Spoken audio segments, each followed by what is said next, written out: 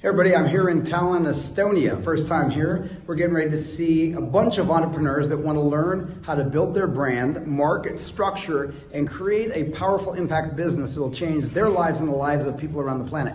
But I wanted to share with you a little bit of something on branding. A lot of business owners don't seem to know what branding is. They think it's a logo or pretty pictures, pretty colors. But really, what is a brand? A brand is something that anchors you as a client or a customer to the product or the service that's being delivered. So let me give you an example of that. We emotionally get involved with something in our lives, and that causes us to want to have more of it. So we want to anchor that emotion and that feeling of a higher status to whatever our product and service is.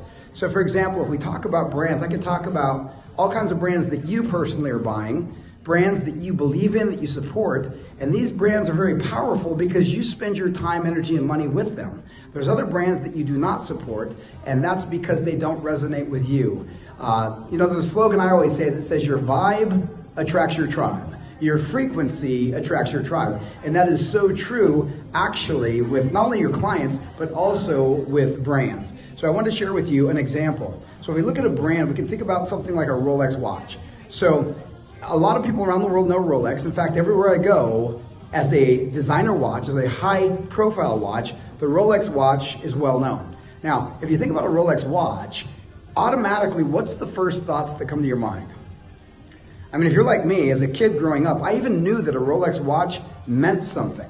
It meant you're wealthy, you're intelligent, you're connected, you're influential, you're rich, you're powerful.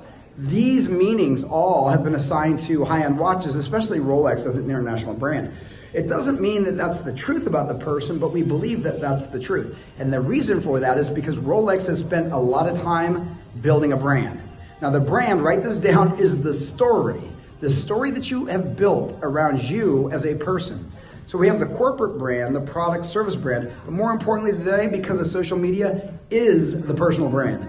Each of us is a brand, and that means the way we put ourselves out there, online and offline, is being watched. It's transparent.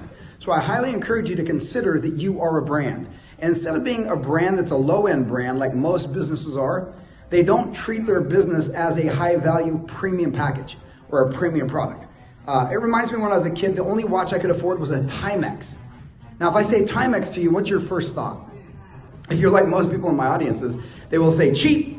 And obviously that's true, because with a Timex, you can get them at Walmart. You can get Timex at a lot of cheap places. And the other thing is, pretty much anybody can afford a Timex. So what I would say to you is, if you're operating in a Timex philosophy, people are going to ask you for a price break. They're going to ask you to lower your rates and your prices. Essentially what they're doing is they're saying, could you discount your life's work for me? And when you do that, you start to compete on price, and that's a never-ending fall to the bottom, will put you out of business. So what we need to do is compete not on price, we compete on something bigger, which is the story, the brand, the value, the mission, the service. And when we do that, we differentiate ourselves from other people. So I encourage you on branding to understand the story is the brand, and the story that you tell about your life, your message to the world, your product or your service, it needs to be something emotionally that touches them. So what we talk about when I train is the hero's two journeys. So everybody throughout history has love stories. In fact, that's why you watch television. That's why you go to the movies. That's why you read a book. It's because the story sells you on the idea, the concept, the product, the service. So when you're developing your brand, it's really the story. Now there's two stories that happen when you're telling the story.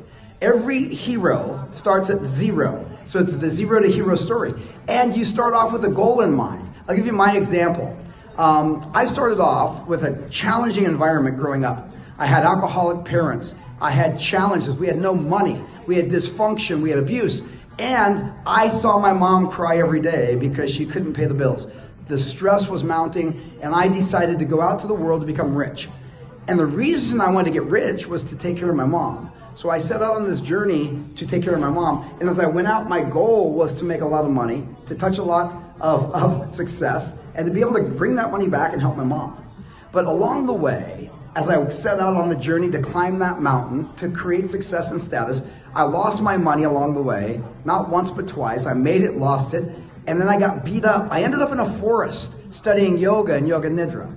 I also ended up in self-actualization, learning about the higher states of consciousness in ourselves. I actually ended up in these forests in Honduras, drinking with the shamans and understanding the deeper levels of who we are. And because of that, the actual journey I went on to reach the money, it doesn't even matter. What matters is the transformation that I had along the way. And when you have a transformation, that's the person you become on the journey. That's the hero's journey. And that's what people really connect to. The fact that you were in this low area called the zero, but you became the hero. Not because you reached your goal. That's important, but it's not nearly as important as you becoming who you became along the way. So your brand should represent that story.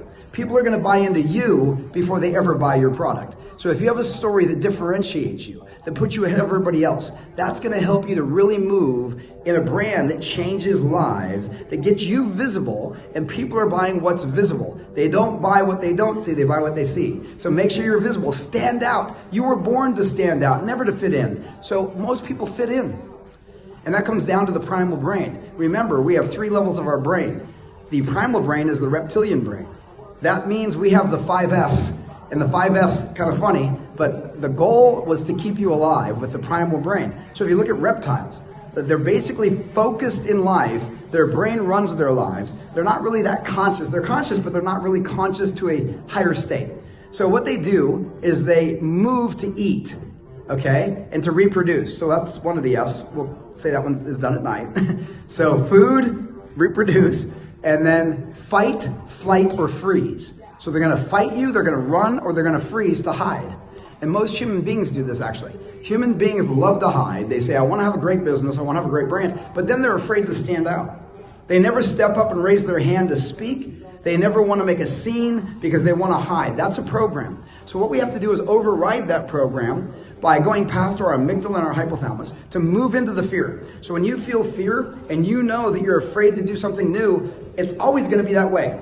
Your primal brain's trying to protect you from death, but you're not going to die. So here's what you need to do. When you feel fear, instead of backing away from it, which is automatically going to cause you to be ruled by fear, I want you to step into it. When you feel fear, feel it. Don't run from it. Feel it, but step into it, because everybody feels fear. And as you build your brand, here's what I suggest you do. First thing you do is go out to the internet and Google your name and find out what is out there about you. And start to manage cleaning up any messes that are out there from the past. And that could be anything that would cause people to disassociate with your brand. It could be anything from you drinking or any kind of drug activity, any kind of behavior, political or polarizing or religious. And what you want to do is go ahead and look at that, clean it up, and then try to get everything in alignment with your purpose and who you want to serve. Remember, who you want to serve is your tribe. And the way you align yourself, you're viable, attract your tribe. So clean up that information, and then what I want you to do is start to develop content that you can put online, whether it be LinkedIn, Instagram, whether it be Facebook, your website, articles, blogs in magazines or websites, influencers that align with your passion, with your purpose on this planet. And as you start to give more value in advance, in fact, write that down, value in advance means you're going to give more value than you're paid for. If you give more value in life, your brand will become one that is known for giving high value, high content that aligns and helps your customer. And when you do that out of a heart of gratefulness and gratitude and giving, the purpose is not to make money. The purpose is to give value, to heal, to solve problems. Then the money comes, because money will chase those who know who they are. When you know you're operating from the path of abundance, when you know you're operating from the source of all things, that abundance is truly the law of the universe, then what's going to happen is you will operate differently than other people who operate out of scarcity, who operate out of lack and fear. And that's not easy. I'm going to tell you right now, I still work on this. I'm not some genius that has figured it all out. But I'm going to tell you, the more we step into fear, the more we overcome our ability to hide, that we move into our visibility place, we're going to have more people buying from us, wanting to be with us, wanting to use our products and services, and taking the changes necessary in their lives to have a better life. So I encourage you to go out there, clean up your profile, start to develop high value content, start to give more value, align everything on social media so that it goes after your tribe, who you want to serve, aligns with your purpose, and find out what it is in the world that you're different about. There's a lot of people in your industry probably. The question is going to become, why should I work with you? Why would you be the best web designer? Why would you be the best coach? Why would you be the best trainer in the fitness world? Why would you have the best product? And it doesn't come down to the product, that's a commodity. It comes down to the value you give, the service, the mission. Remember, Steve Jobs built a computer company to the largest company on the planet because of his vision starting with why. Not what, the why. And the why is so important. And his ultimate goal was to say, listen, I'm not like them. I'm not the status quo. We are different. And so the difference is I stand out. And because of that, we had people lining up around buildings to buy his products. People lined up to work for him. That doesn't happen often. But once Steve Jobs passed away, Apple's on the downfall now. In fact, you'll probably see they just had major earnings losses. They're not selling the iPhones. They're overwhelming the population with too much that doesn't work like it used to. They lost their focus. They lost their visionary.